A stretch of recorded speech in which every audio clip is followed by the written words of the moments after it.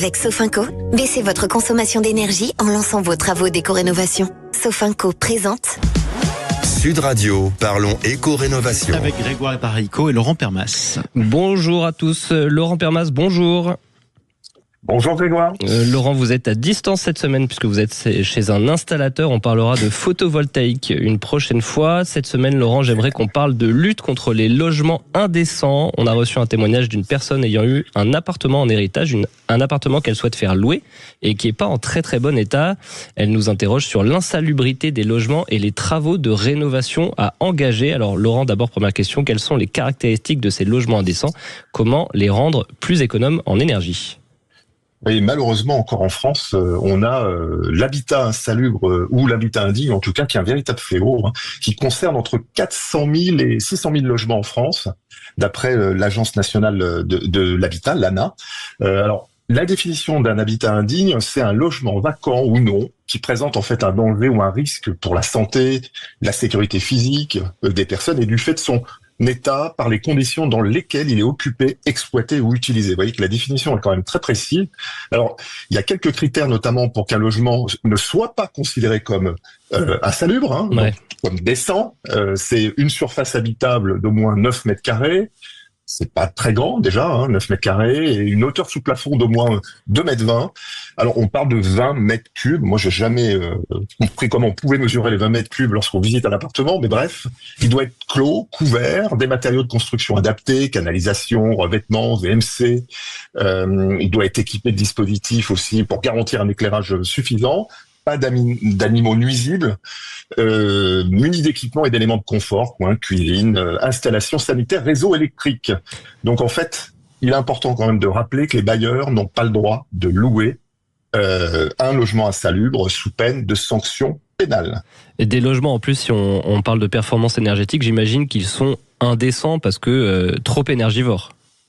Alors, ils sont indécents parce que trop énergivores, tout à fait. Depuis 2021, la loi précise en fait que la consommation énergétique est désormais un nouveau critère pour juger si un logement est décent ou pas. Alors, on le voit déjà avec 2023, les pires passoires énergétiques sont officiellement considérées comme indécentes et interdites à la location, absolument.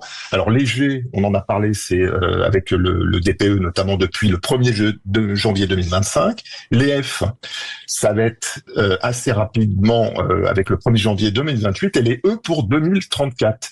Clairement, en fait, la loi impose qu'aucune passoire thermique, en fait, ne soit proposée sur le marché de la location. Donc, il faut donc engager des travaux de rénovation pour améliorer la décence de ces logements? Alors oui, c'est quand même une situation un peu particulière et difficile, notamment lorsqu'on n'a pas de moyens financiers.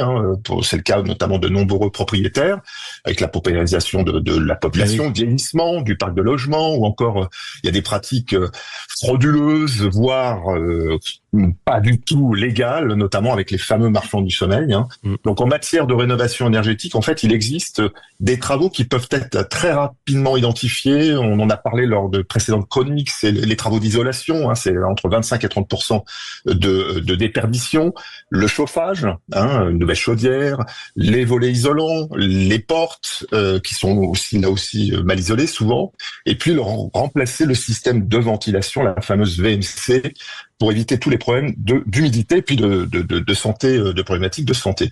Donc en clair, si on veut rénover son logement face à l'indécence énergétique, la rénovation globale promet notamment des résultats qui sont plus impactants que le geste simple. Ouais. Est-ce qu'il y a comme il faut qu'on termine bientôt, Laurent, est-ce qu'il y a des aides qui sont accessibles pour aider justement à cette rénovation? Absolument, vous avez MaPrimeRénov'. Vous avez les communes. Il faut saisir en fait la mairie lorsque vous avez un logement insalubre. Ils peuvent vous aider, notamment les équipes techniques. Vous avez les C2E, vous avez la prime logement décent, et puis les collectivités, comme je l'ai évoqué, et la CAF, qui peut aussi accorder un prêt pour les travaux. Voilà, donc n'hésitez pas à faire appel à l'ensemble de ces dispositifs, France Rénov', et puis aussi contactez votre mairie. Merci beaucoup, Laurent Permas. Écoutez, merci à tous. Sud Radio, parlons éco-rénovation. avec Sofinco. Lancez vos travaux d'éco-rénovation pour baisser votre consommation d'énergie.